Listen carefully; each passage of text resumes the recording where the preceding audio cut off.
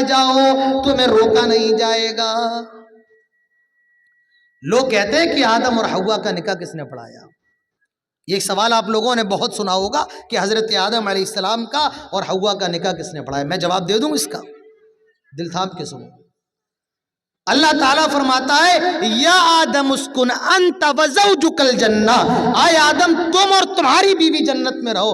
اللہ نے کہہ دیا آدم یہ تیری بیوی ہے، اب کسی نکاح کی ضرورت، اللہ کا اتنا کہہ دینا کافی ہے، آدم یہ تمہاری بیوی ہے، ختم، اب کسی نکاح کی ضرورت نہیں۔ اللہ نے فرمایا آدم آپ اور آپ کی بیوی جنت میں جہاں جانا ہے جاؤ، اور جہاں رہنا ہے رہو۔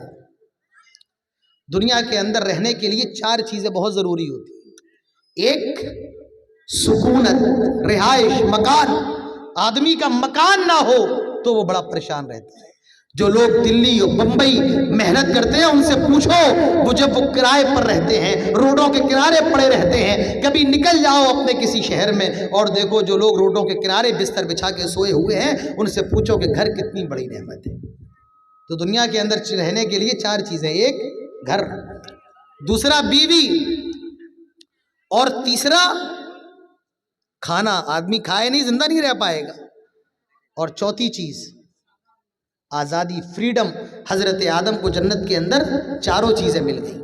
یا آدم اسکن انت وزوجک الجنہ، آئے آدم جنت میں رہو، رہنے کے لیے جنت مل گئی اور بیوی بھی مل گئی۔ آئے آدم جو کھانا ہے کھاؤ اور جنت میں جہاں جانا ہے جاؤ، لیکن خبردار خبردار خبردار، آئے آدم آئے حوا، لا تقرب هذه الشجرہ، یہ جو پیڑ نظر آ رہا ہے اس پیڑ کے قریب بھی نہ جانا، اس پیڑ کے آس پاس بھی نہ بھٹکنا، اس پیڑ کے قریب بھی نہ جانا، پھل کھانا تو بہت دور کی بات ہے، اس کے آس پاس بھی نہ بھٹکنا۔ پوری جنت تمہارے لیے ہے، جو کھانا ہے کھاؤ، جو پینا ہے پیو، جہاں جانا ہے جاؤ، لیکن ایک درخت ہے اس کے قریب بھی نہ جانا۔ معلوم یہ چلا اللہ تعالیٰ نے حرام چیزوں کو لمیٹڈ کر رکھا ہے اور حلال چیزیں انلمیٹڈ ہیں۔ حضرت آدم سے کہا گیا پوری جنت تمہارے لیے ہے لیکن ایک درخت ہے اس کے قریب نہ جانا۔ معلوم یہ چلا کہ حرام محدود ہے اور حلال غیر محدود ہے۔ جو حرام نہیں وہ سب کی وہ ساری کی ساری چیزیں حلال ہیں۔ بات سمجھ میں آ رہی ہے؟ نہیں آ رہی ہے نا؟ بات سمجھ میں آ رہی ہے کہ سو رہے ہو سب؟ آئے آدم خبردار درخت کا پھل نہ کھانا۔ حضرت آدم اپنی بیوی کے ساتھ جنت کے اندر ہیں، جنت کی نعمتوں کا مزہ لے رہے ہیں۔ شیطان آتا ہے کہنے لگتا ہے آئے آدم حوا کیا تمہیں معلوم ہے اللہ تعالیٰ نے تمہیں اس جنت کے درخت کے قریب جانے سے کیوں منع فرمایا؟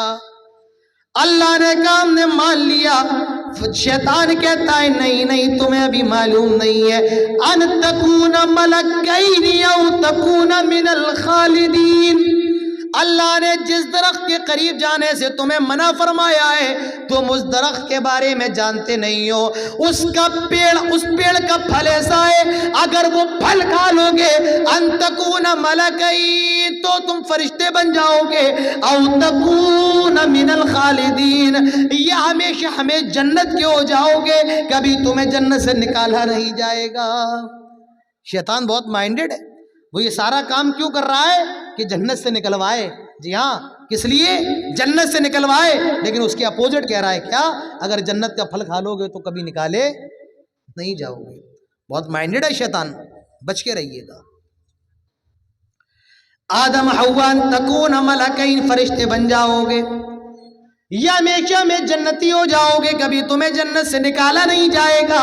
وسوسہ پیدا کر دیا، چوٹ مار دی، اب قسمیں کھا رہا ہے۔ وقاسمہما انی لکما لمن الناصحین، اے آدم اے حوا اللہ کی قسم میں سچ کہہ رہا ہوں اور میں تو تمہارا خیر خواہ ہوں، میں تو تمہارا بھلا کرنے والا ہوں۔ فدلاہما بغرور، اللہ تعالیٰ فرماتا ہے آدم اور حوا اس کے بہکاوے میں آ گئے اور انہوں نے جنت کا جو درخت تھا اس کا پھل کھا لیا۔ اللہ تعالیٰ تعالیٰ فرماتا ہے آئے آدم ہوا اب ہماری جنت سے نکل جاؤ، ہم نے تمہیں منع کیا تھا خبردار جنت کے درخت کا پھل نہ کھانا، لیکن تم نے ہماری نافرمانی کر دی ہے، اب ہماری جنت سے نکل جاؤ۔ وَاتَّفِقَ يَخْصِفَانِ عَلَيْهِمَا مِنْ وَرَقِ الْجَنَّةِ، جنت کا لباس جو ان کے جسم پر تھا وہ لباس اتر جاتا ہے، یہ دو بیچارے برہنہ ہو جاتے ہیں، ننگے ہو جاتے ہیں۔ جنت کے اندر اس کے درخت کے جو پتے زمین پر پڑے ہوئے تھے ان کو اٹھا اٹھا کے اپنی شرمگاہوں کو چھپا رہے ہیں۔ اللہ تعالیٰ فرماتا ہے اب ہماری جنت سے نکل جاؤ، اور یہ دونوں جنت سے نکال کر دنیا کے اندر بھیج دیے گئے۔ اب یہ بیچارے غلطی ہوئی، شرمندہ ہے، شرمندہ ہے، اللہ تعالیٰ سے دعا کر رہے ہیں، توبہ کر رہے ہیں۔ آئے بھگوان پور کے لوگوں، آئے سپول کے لوگوں، اللہ تعالیٰ سے مانگا کیسے جاتا ہے؟ اپنے گناہوں کی معافی اور توبہ اپنے رب سے کیسے کی جاتی ہے؟ یہ آدم اور حوا علیہ السلام سے سیکھو۔